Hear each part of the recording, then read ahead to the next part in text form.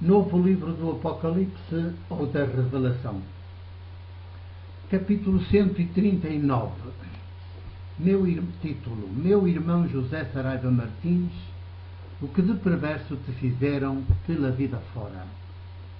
O capítulo é um bocadinho extenso, prefiro dizê-lo de forma mais pausada em duas partes.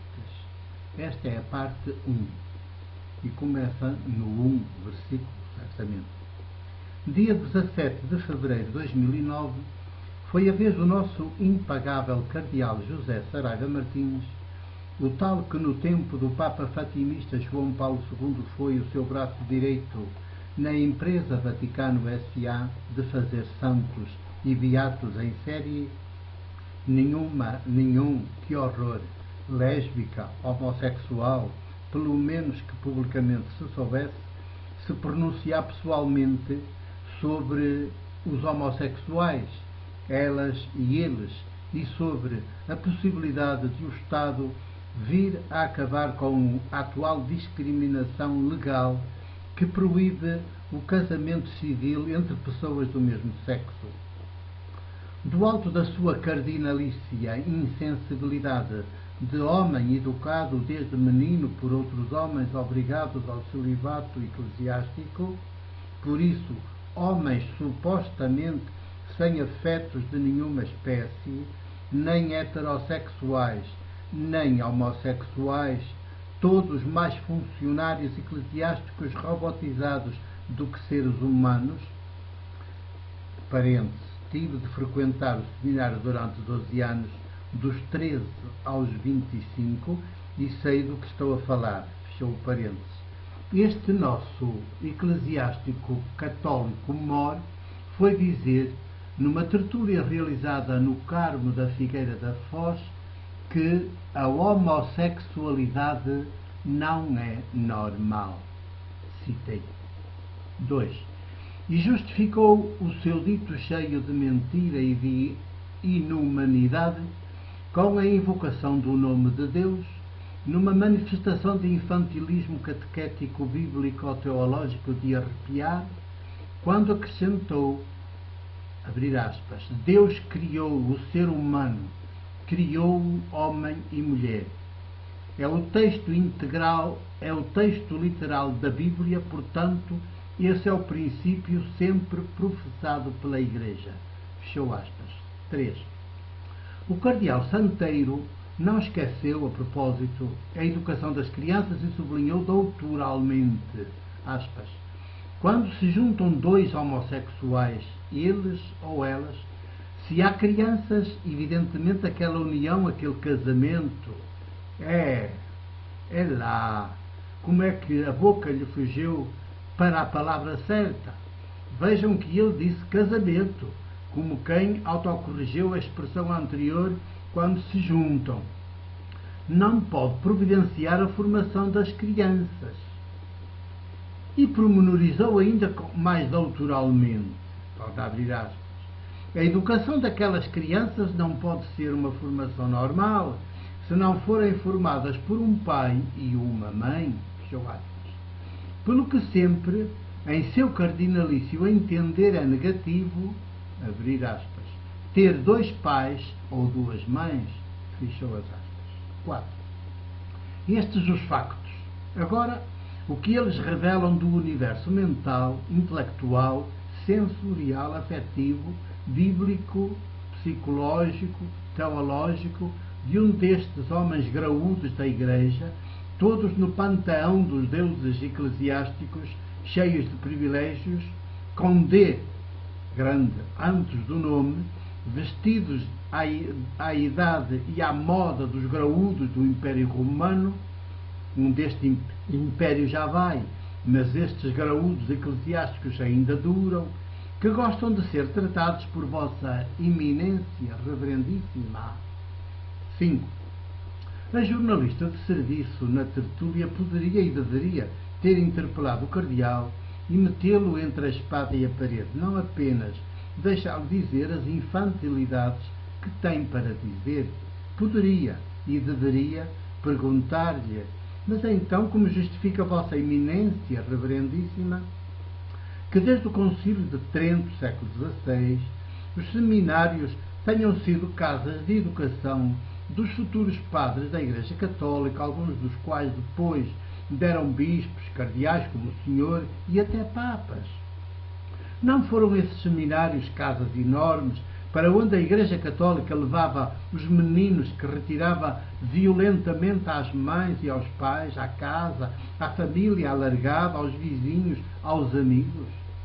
Não eram apenas homens com homens, para cúmulo, todos celibatários, e também eles reclusos no mesmo seminário, que tinham a árdua missão de ensinar e educar aqueles meninos que no final do curso eram ordenados padres e colocados nas paróquias sozinhos, sempre sem mulher e sem homem com quem partilhar afetos?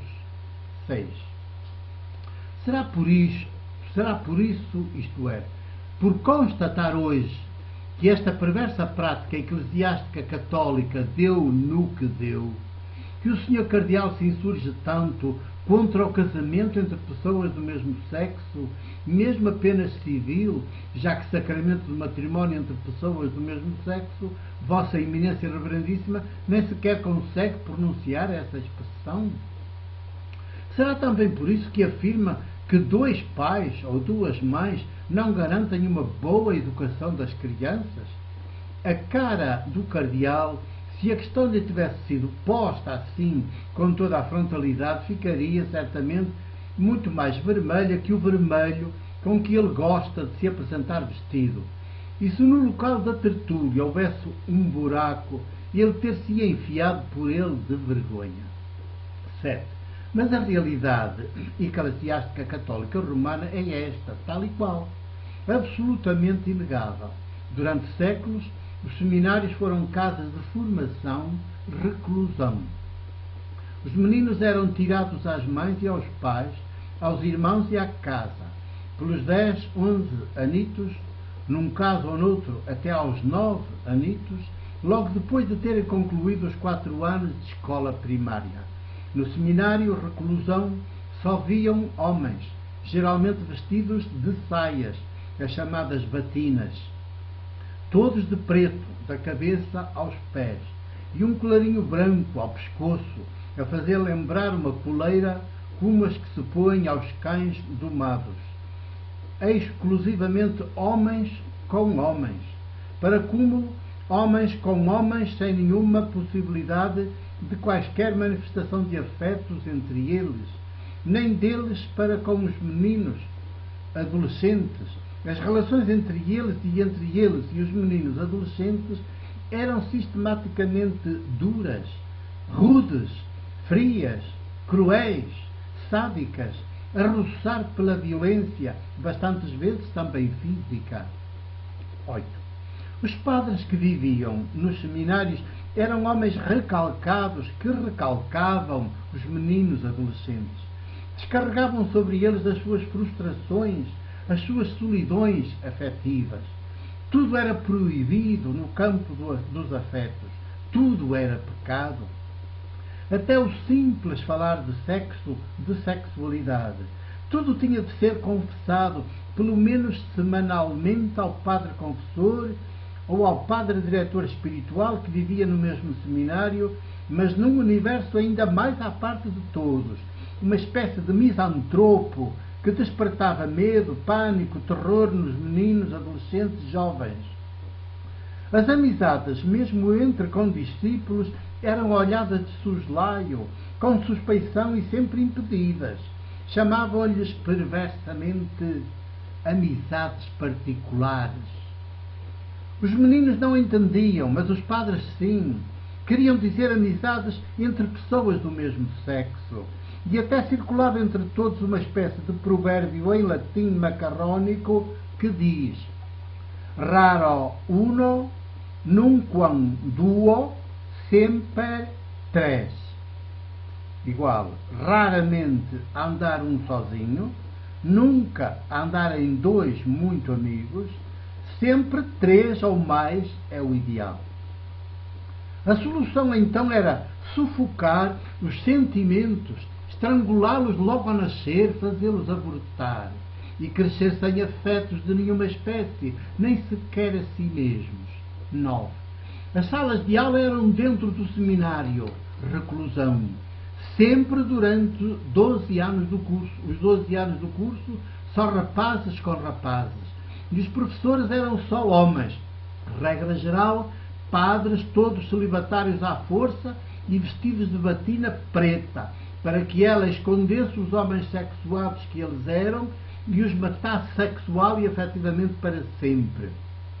Os próprios adolescentes jovens, a partir do 4º ano de seminário, pelos 15, 16 anos de idade, já eram obrigados a andar vestidos de batina todo o dia, inclusive nos momentos de recreio, nem que esses momentos fossem passados a jogar à bola. Haveriam de ser, no futuro, apenas funcionários eclesiásticos por toda a vida e, por isso, nada de afetos, nada de corpos sexuados, nada de relações afetivas saudáveis com ninguém. E a esmagadora maioria até terá sido assim por toda a vida, certamente com medo infantil do inferno, e esse mito que mais aterrorizou e infernizou as gentes da Igreja, porque elas sempre o tomaram por realidade. O horror dos horrores. 10. Alguns, quando já párocos, e deixo para a segunda parte, a começar neste versículo 10.